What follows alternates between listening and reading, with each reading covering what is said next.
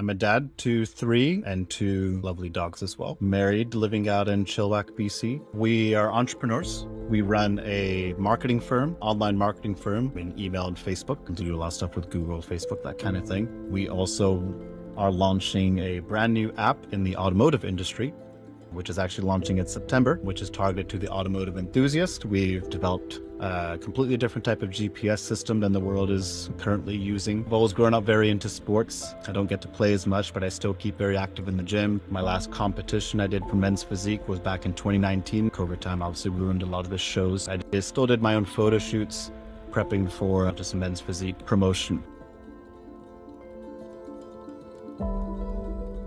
Our other personal hobby is the automotive world, which is where we developed the app for. I've developed my own supercar out of a Mercedes AMG. The whole concept of it was veganism. I owned that car for 4 years, and I always didn't like the fact that I couldn't find a high-performance vehicle without leather in it. So I decided to take the car. I still wanted a 4-door because I take my kids with me to every car show and car event that I go to, so I didn't want to exclude them from anything by buying a 2-seater.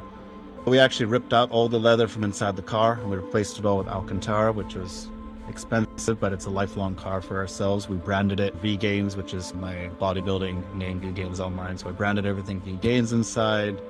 We turned it into a full show car. So it sparks a lot of conversation at the different car shows. And obviously when I get into it and talk about how the interior is redone and it's not tuned on gasoline anymore, it's tuned on ethanol, which is plants. Joke, yeah, it's fully vegan. We don't even use gasoline. It gets a lot of conversation started, and it was obviously an ethical thing for myself. I win many trophies at different shows.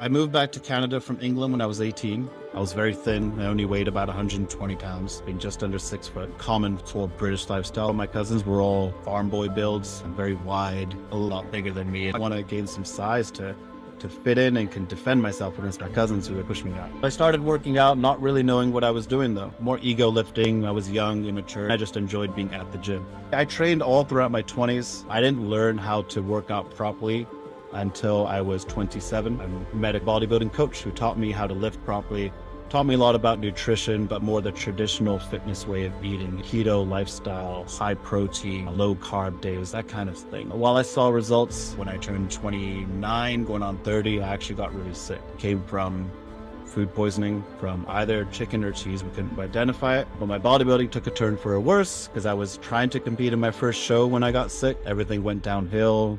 Food poisoning lasted about 6 weeks. It wouldn't go away. Doctor appointments, MDs, naturopaths. Nobody could really identify it besides the fact that I'd lost about 20 pounds in weight. Nothing was healing. I couldn't digest food anymore. So went on a journey after the MD agreed with my naturopath saying it appears you're allergic to animal proteins. At that point, I had no idea what vegetarian or vegan even was. And they said I need to change my lifestyle and go plant-based to heal my gastrointestinal system, which I did with the help of my mom. Cooking lots of traditional East Indian food, lentils, quinoa, garlic, ginger, a lot of really healthy things, no junk food, no meat, no animal products at all. When I got healthy again, different coach asked me to start eating chicken again and eggs and train to compete the next year to gain everything back.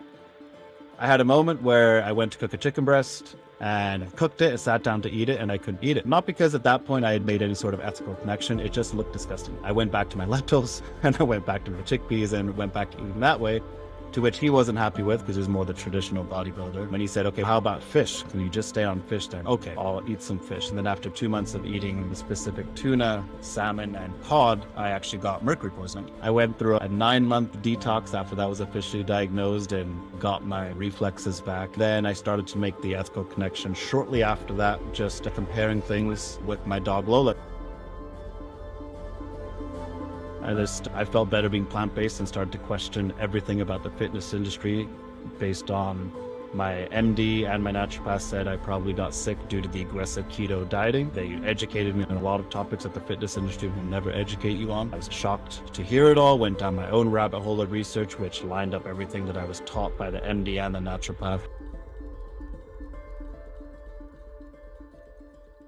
So my actual sources, obviously I use Ergogenics. They have a hemp protein powder, so I use that in my smoothies. I use hemp seeds in my smoothies as well, along with peanut butter, so it's very easy to get in a smoothie up to 40-50 grams of protein to what my current coach still wants me to My other sources are vegan meats, leaves, ground veggie, Beyond Meat, Possible burgers. I'll have when I go out to eat at restaurants. I still use in my meal plans at home as well. More the healthier sources would be like the tempeh, tofu, lentils, and chicken. You kind of get protein from everything. Like when I write out all my meal plans with macros and the calories involved in it, so I can really understand and envision like what I'm intaking. So like when I'm making my meal plans and I add in even the rice that I'm having, or the bread with the gluten protein, along with the soy milk when I'm having the smoothies or even a bowl of cereal, it all adds up very quickly too. So hitting protein amounts is very easy. When somebody asks me in the gym, where do I get my protein? I relay that question in a different way to say, do you even know how much you're supposed to in terms of how much protein per day based on your own body weight and your activities and your goals and the gym. So breakfast, a general off-season meal. I do a large hash brown veggie meal. The protein source will be like the Eve's ground veggie and tofu mixed sometimes a tempeh diced in just to keep the diversity. Hash browns, then veggies. I'll have like zucchini, spices, onion, garlic, and basically any veggies I have on hand. I do stick with majority low fiber veggies. I found going plant-based originally, I didn't need that much fiber in my diet, so I don't keep broccoli, cauliflower, asparagus every single day.